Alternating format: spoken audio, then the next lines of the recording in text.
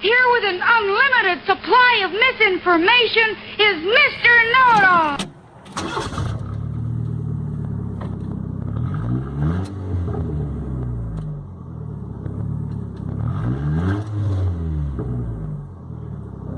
Alrighty, we are, I don't know what we are, with the situation, the way things are going, things that are happening and stuff. At the beginning of this season in January, when we did the first show down in Cincinnati, and it was a really good time when we started planning out our schedule for this year, and got looking, and from things that were from last year and things that were coming up this year, we started our big calendar out. That's how we plan everything for the season, for the car season to get out. And there were over 400 events within a hour and a half, 100-mile or a little more radius from where we are here in Medway, just outside of Fairborn, just outside of Dayton, just outside of New Carlisle, just outside of Springfield, just outside of every place. That's why it's Medway. It's Medways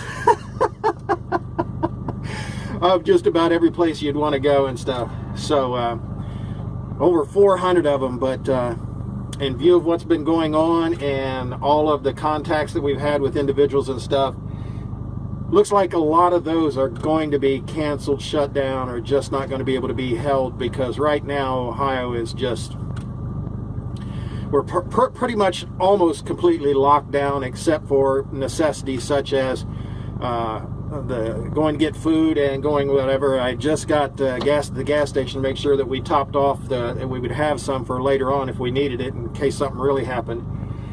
And they've got signs everywhere about keeping 6 foot apart and so forth and so on. And you know, I'm doing my best. And believe it or not, people aren't getting freaked out like this. I basically wear a mask every year, but I just decided to put a mask on and then have this covered it up. And to me, it's cool. This is how I used to ride when we rode the bikes and stuff, to keep the dust and debris out of our faces and everything. But that was back before we wore helmets.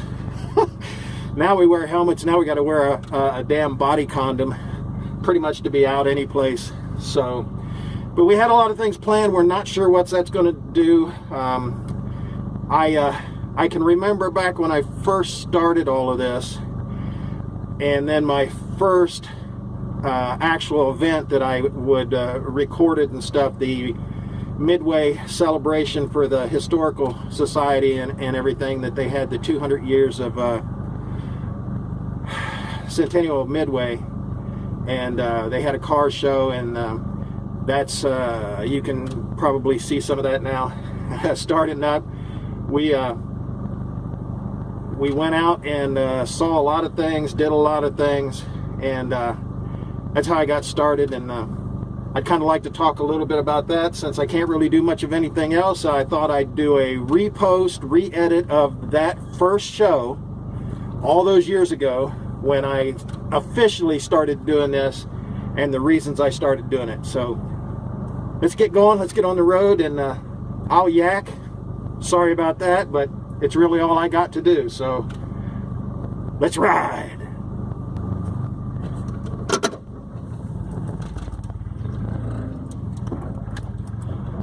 Back when I first started this, like I said, I went to the 200 years of Midway. Went to the 200 years of Midway, and that's where I first started meeting a lot of people, a lot of folks, a lot of veterans and everything. I've known a lot of them for a lot of years and different things, but a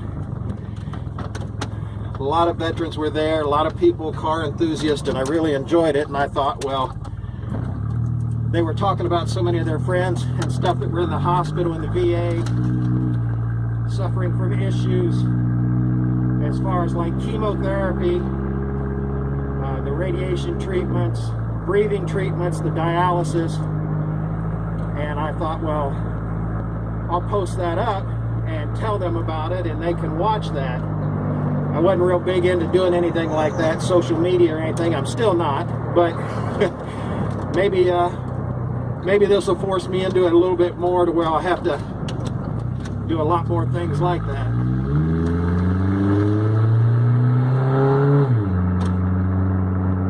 But so I met a lot of guys, and as you can see in the video and everything, that was when I first started with a camera, just an old broken cell phone. And actually, if you look, you can see a crack across the lens, but that's all I had at that time because we were still volunteer service and actually no job. And we were just doing it on a whim, doing it fun, trying to get back into some type of photography. This new digital stuff's all different from what I used to do professionally back years ago for the modeling ad agencies and the printing companies and stuff. So we started doing that with just broken stuff. And met a lot of folks. You'll recognize some of the cars from videos that I do nowadays. Those guys are still out, going strong. I appreciate it. Keeping the history alive, telling their stories, and I love it. Posted that up and got such a big outpouring of thank yous from people that were either in, like I said, the VA or hospital or whatever, going through treatments, or people that had showed other people the YouTube channel, and they really enjoyed it, and it made their day better, such as it could be with all the things they were going through. And I got thinking, well, that's really something that I can do, because I know what it's like to be in those situations. Not that I'm any better than I was then, but at least I can get out. They were basically chained to a bedside, and it was just horrible. Just the existence was just terrible. Suffering and stuff, and then being left alone and being plugged into a machine to keep yourself alive for the next day to be plugged into a machine to keep yourself alive. So I started doing that. Met all these fantastic folks, auto enthusiasts, people that really, really enjoyed their cars, people that believe in, like I believe, that we need to keep the history of a lot of this stuff, the stories of a lot of this stuff, because it's purposeful, it means something. People that aren't car people may or may not understand that, but it is what it is. So I started doing that, and really had a good time. Met a lot of nice folks. Got to learn more history about things, because I'm a big history buff to begin with, but automotive history is really cool to me because it's an art form. It's just fantastic. So the cars and everything, and a lot of the vehicles that you'll be seeing, some of those folks aren't around anymore. Unfortunately, we lost a lot of them last year, 14 altogether last year. And with this new thing going on, I hope and pray that we don't have too much trouble or issues with losing too many more, because it's just it's not playing or being nice with the older folks. And I'm hoping that younger people and people that have better health realize that just because, like they say, just because they're not getting sick doesn't mean that they can't spread it around to their relatives, family members, friends, and stuff of older or people of poor health. So as of now, Ohio's been locked down, but we're not really supposed to go out and about. But I got to get out and get a ride in, or I'm going to lose my mind. And I'm here by myself, locked up in this little box. It's as best protected as I can be for the situation. There are a lot of other YouTubers out there that basically are doing the same thing, and you know, just think for not only yourself but for other people, and I think that's the key to it. But be prepared. That's another thing. Is everybody's running out of this, running out of that. Well, luckily, we have been, for lack of a better term, preppers for a long time. We have plenty of things stockpiled and saved up. Things that I can talk about, things I won't talk about. But we're pretty good for, if we absolutely had to,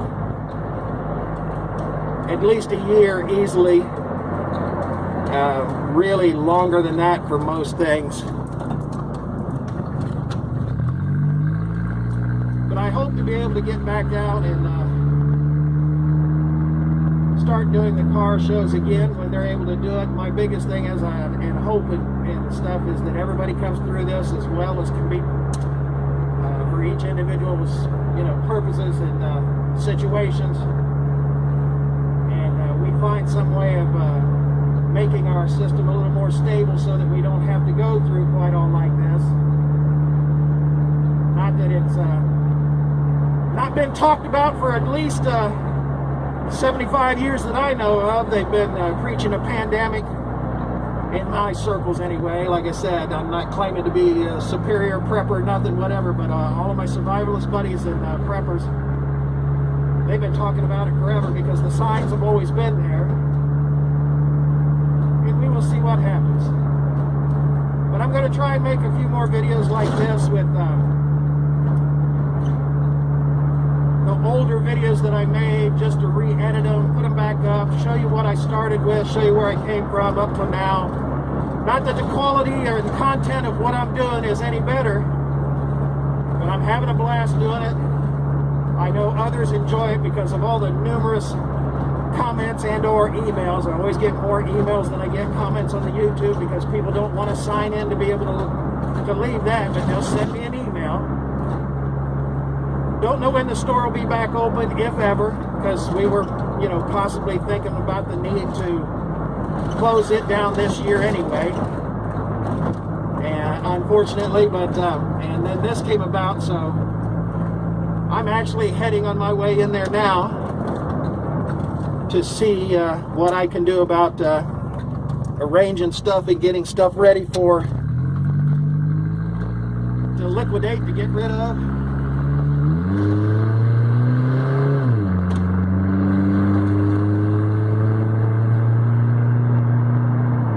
And contact some folks because my internet at home is horrible. And since we're paying all this big bucks for a professional grade internet at the store, that's really the only place I can do any of my videos and stuff. So we'll go in there and do this video up. Think about ideas. You guys send me comments on what you think I can do. I don't want to leave those people that are shut in now really bad, hanging without something to enjoy. Not that I can save them from boredom, because I honestly get bored quite often myself, mostly around 3 o'clock in the morning when the pain sets in. But let me know what you think, and I appreciate everybody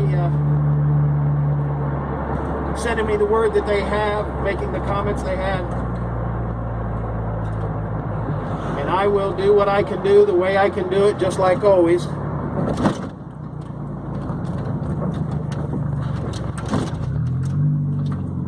And my wishes and prayers are with y'all.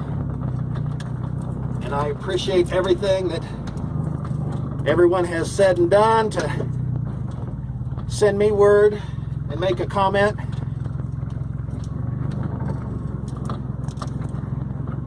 And we will absolutely see what we can see and do what we can do. So, do what you can do to stay safe. Do what you can, if you can, to help others. But remember, you staying isolated and safe is really a benefit in helping everybody else. Let's hope it doesn't get any worse. Let's hope that our government can do something. But remember, we can't just depend on them. We got to really get ready and depend on ourselves and our communities, our smaller groups. And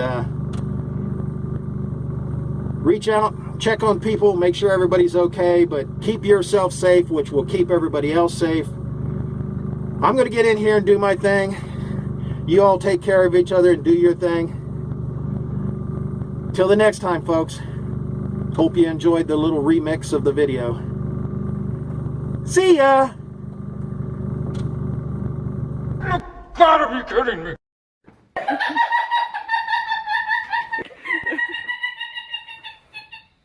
The end. By George, he's got it. It is the end.